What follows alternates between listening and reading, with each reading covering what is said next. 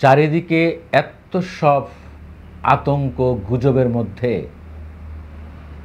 এই শুক্রবার সাত সকালে বাংলাদেশের মানুষ একটি সুখবর জানতে পেরেছে। সেটি হলো যুক্তরাষ্ট্রের ট্রাম্প প্রশাসনের সঙ্গে বাংলাদেশের বাণিজ্য উপদেষ্টার নেতৃত্বে গার্মেন্টসের ট্যারিফ কমানোর জন্য যে বৈঠকটি চলছিল 2 দিন ব্যাপী, সেটি শেষে একটি আশার আলো দেখা গিয়েছে। সেটি হলো ট্রাম্প প্রশাসন জানিয়ে দিয়েছে যে হ্যাঁ, বাংলাদেশের যে পাল্টা শুল্ক আরোপ করা হয়েছিল 35%, সেটি থেকে তারা নামিয়ে 20% করেছে। এটি হলো একটা বাংলাদেশের জন্য এই মুহূর্তে সবচেয়ে বড় একটি সুসংবাদ। এই গার্মেন্টসের 35% পাল্টা শুল্ক, অতিরিক্ত শুল্ক যা গিয়ে ঠেকত গড়ে 50%। এটি আমাদের জন্য একটি গলার ফাঁস হয়ে দেখা দিত। আমাদের গার্মেন্টস শিল্প একেবারে ধ্বংসের দ্বার প্রান্তে নেমে যেত। এই লাখ লাখ যারা গার্মেন্টসের নারী শ্রমিক, তারা বেকার হয়ে যেত। আমাদের যে রেমিটেন্স আসে গার্মেন্টসের মাধ্যমে, সেটি ধস নামত। আমাদের অর্থনীতি পঙ্গু হয়ে যেত। এই জন্য অবশ্যই নানান সমালোচনা, নানান ব্যর্থতা, নানান দুঃসংবাদের মধ্যে ডক্টর মোহাম্মদ ইউনূস সাহেবের এই একটা সাফল্যকে আমরা অভিবাদন জানাই, কৃতজ্ঞতা প্রকাশ করতে চাই, ধন্যবাদ জানাই। এই বর্ধিত শুল্ক এটি এই আজকের যে 1 আগস্ট, এই আগস্ট থেকেই কার্যকর করার কথা ছিল। ইতিমধ্যেই এই পাল্টা শুল্কের কারণে বাংলাদেশের গার্মেন্টসের অর্ডার অনেক কমতে শুরু করেছিল। এমনিতে আমাদের ব্যাংক লুটপাট হয়ে গিয়েছে। বিগত আওয়ামী লীগ সরকারের আমলে 15.5 বছরে ব্যাংক প্রায় খালি। আপনারা মাঝখানে শুনেছেন যে বাংলাদেশ ব্যাংকের গভর্নর তিনি এক বক্তৃতায় বলেছেন প্রকাশ্যে, ব্যাংকগুলো থেকে 80% তহবিল চুরি হয়ে গেছে, লোপাট হয়ে গেছে। তো যাই হোক, সেই পরিস্থিতিতে আমি মনে করি যে আজকের এটি একটি বড় একটি অর্জন বাংলাদেশের। আর চারিদিকে এখন তো গুজব বলবো না আতঙ্ক বলবো না আসলেই কোনো কিছু ঘটবে, এটা চারিদিকে একটা আতঙ্ক ছড়িয়ে আছে। এবং সর্বশেষে আতঙ্কের আরেকটা মাত্রা যুক্ত করেছেন আমাদের মাননীয় আমাদের প্রধান উপদেষ্টার প্রেস সচিব শফিকুল আলম। উনি সচিবালয়ে সাংবাদিকদের যে সংগঠন বিএসআরএফ, সেখানে একটি মিট দ্য বিএসআরএফ যে প্রেস কনফারেন্স, সেখানে তিনি সাংবাদিকদের এক প্রশ্নের জবাবে বলেছেন যে আগামী 5-6 দিন বাংলাদেশের জন্য খুবই গুরুত্বপূর্ণ, খুবই ঝুঁকিপূর্ণ। অর্থাৎ উনিও একটা শঙ্কা উদ্বেগ প্রকাশ করেছেন যে আগামী 5-6 দিন বাংলাদেশে অনেক কিছু ঘটলেও ঘটতে পারে। যাই হোক, অন্তত আমি এটুকু বলতে চাই যে উনি স্বরাষ্ট্রমন্ত্রীর মতো আর স্বরাষ্ট্র উপদেষ্টার মতো এভাবে বলেন নাই যে কোনো আশঙ্কা নাই। এখন যদি কোথাও কিছু ঘটে তাহলে স্বরাষ্ট্র উপদেষ্টা কী জবাব দেবেন? আমি বলি না যে সরকারের তরফ থেকে একটা প্যানিক ছড়াক, যেখানে চারিদিকে খবর আসছে এবং কিছুটা সত্যতা হলেও তো আছে। কয়েকজন তো অ্যারেস্ট হয়েছে যারা প্রশিক্ষণ দিয়েছে, গেরিলা প্রশিক্ষণ। গতকালকে তো সেনাবাহিনীর যে হয়েছে প্রেস কনফারেন্স, সেখানেও তো বলা হয়েছে যে হ্যাঁ, ওই মেজর সাহেব আমাদের জিম্মায় আছেন, তাকে জিজ্ঞাসাবাদ করা হচ্ছে, তার দায় প্রমাণিত হলে তার বিরুদ্ধে সেনা আইনি ব্যবস্থা নেওয়া হবে। যাই হোক, একটা ভালো সংবাদ দিয়ে আগস্ট মাস শুরু হলো। এই সেই আগস্ট মাস, এই সেই গণ অভ্যুত্থানের মাস, এই সেই বর্ষা বিপ্লব। 5ই আগস্ট আমাদের একেবারে দ্বার প্রান্তে। আর মাত্র 4 দিন পরেই ছাত্র জনতার রক্তক্ষয়ী, ছাত্র জনতার জীবন আত্মত্যাগ করা বিপ্লবের গণ অভ্যুত্থানের 1 বছর পূর্তি একেবারেই আমাদের দ্বার প্রান্তে। আগামী 5ই আগস্ট কি পেলাম আমরা, কি আমরা চেয়েছিলাম, সেই হিসাব নিকাশ এখন ঘরে ঘরে চলছে। প্রত্যেকটা মানুষের মননে মস্তিষ্কে এই হিসাব গণ অভ্যুত্থানকে যারা আমরা সমর্থন করেছিলাম, যারা হাসিনা সরকারের দুঃশাসন থেকে বাঁচতে চেয়েছিলাম, তারা এই গণ অভ্যুত্থানের মধ্য দিয়ে এতগুলো মানুষের জীবনের বিনিময়ে আমরা কোন বাংলাদেশ চেয়েছিলাম, আর কোন বাংলাদেশের চেহারা আমাদের সামনে গত 1 বছরে ফুটে উঠেছে। আমরা আগামীতে নির্বাচনের মধ্য দিয়ে কোন শাসক, কোন ধরনের আমরা শাসন ব্যবস্থায় ফিরে যেতে চাই।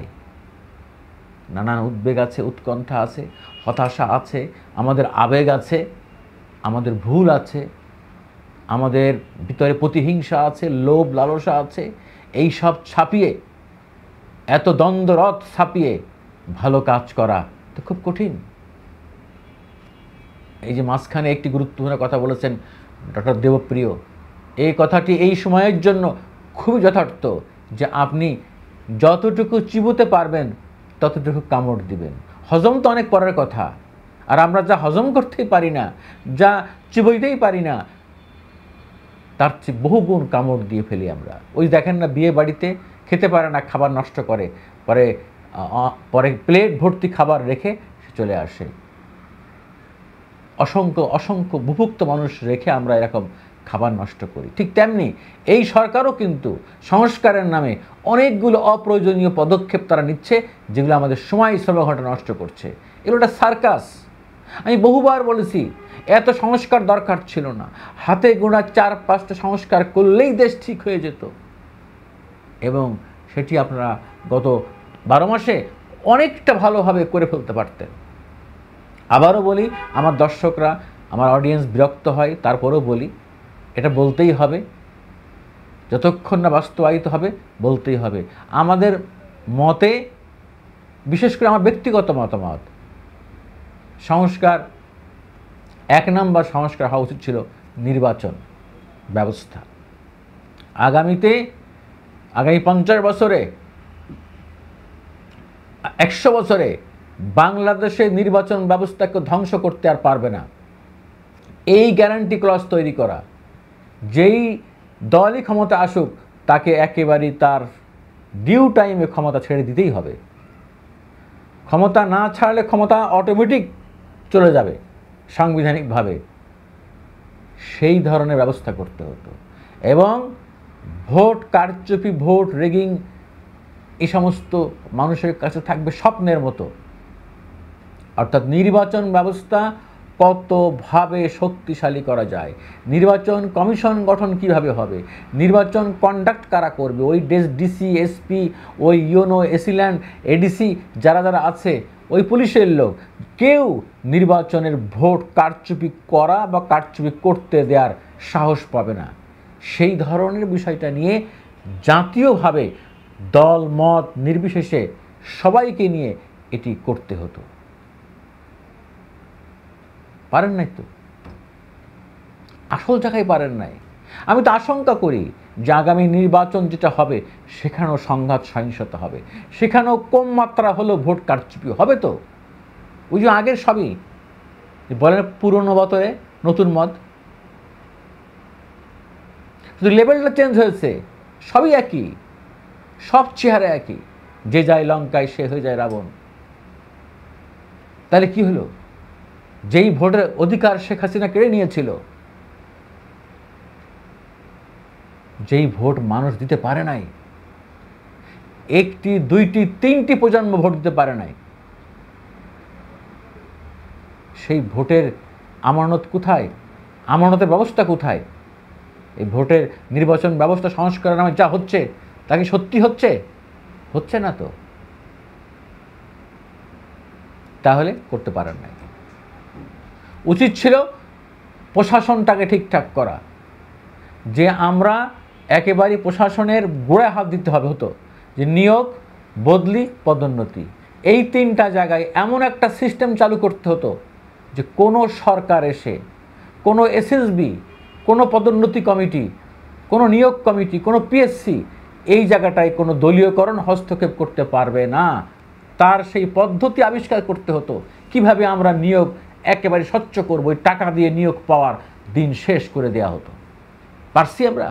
গোড়ায় গলদ হয়নি তো, গত 1 বছরে হয়নি। নিয়োগ, বদলি, পদোন্নতির সেই আগের সব কিছু রয়ে গেছে, বরং উল্টা হচ্ছে। ডিসি নিয়োগে তদবির করে এনসিপির লোকজন, সমন্বয়করা। কেন কেন বিপ্লবোত্তর বাংলাদেশে তাদেরকে কি দেশের মানুষ এই অধিকার দিয়েছিল? আর আপনারা এক শ্রেণীর আমলারা সেই কাজটাই আপনারা করেছেন। তারা সমর্থন জুগিয়েছেন নিজেদের চেয়ার ঠিক রাখার জন্য। তাহলে এটাও হয় নাই। আমলাতন্ত্রের রাজনীতি দূর করতে পেরেছেন। সবচেয়ে জরুরি ছিল এই নিয়োগ বদলি পদোন্নতির পরে আমলাতন্ত্রের রাজনীতির যে বিষ বৃক্ষ, বিষাক্ত জিনিস এখনও আছে। এখনও একদল ক্ষমতা আসবে, তারা হাতা গোটায় বসে আছে, তারা এখন ওই দলের কর্মী হওয়ার, নেতা হওয়ার চেষ্টা করতেছে। প্রশাসন থেকে এই রাজনীতির বিষ বৃক্ষ আপনারা তুলে ফেলতে পারেন নাই। বিচার বিভাগ পারেন নাই। বিচার বিভাগ পৃথকীকরণ হয় নাই। সেই আবার সেই আরেকটা দলবাস দলতন্ত্রের দলমুখী বিচার ব্যবস্থা আমরা রেখে যাচ্ছি। সাংবিধানিক প্রতিষ্ঠানগুলো কে হবে দুদকের চেয়ারম্যান, কে হবে পিএসসির চেয়ারম্যান, কে হবে মানবাধিকার কমিশনের চেয়ারম্যান? কোথায় পদ্ধতি? করতে পারেন নাই তো। ওই সরকার এসে সরকারের পছন্দ মতো লোক বসাবে দুদকের চেয়ারম্যান পদে, হবে ওই আগের যাতায়। খামাকা আপনার মাঝখান থেকে 1 বছর নষ্ট করে ফেলেছেন। যাই হোক, দেশের মানুষ এখন নানানভাবে ত্যক্ত বিরক্ত, অতিষ্ঠ হয়ে গেছে যে আপনারা ভাই যত দ্রুত সম্ভব ইলেকশন দিয়ে সম্মানের সাথে বিদায় নেন। শেষ করছি ভিডিও। এই শুক্রবার 7 সকালে 1 আগস্টের শুরুতে আরেকবার ধন্যবাদ দিতে চাই যে এত উদ্বেগ উৎকণ্ঠার মধ্যে আপনারা শেষমেশ যে কারণেই হোক, যেভাবে হোক, আপনারা যুক্তরাষ্ট্রের সঙ্গে গার্মেন্টসের এই আমদানি শুল্কের এই রপ্তানির যে শুল্ক আপনারা কমাতে পেরেছেন, মোটামুটি 35% থেকে 20% নামিয়ে এনেছেন। এই জন্য আপনাদেরকে অবশ্যই আবারও ধন্যবাদ দিতে চাই। আল্লাহ হাফেজ।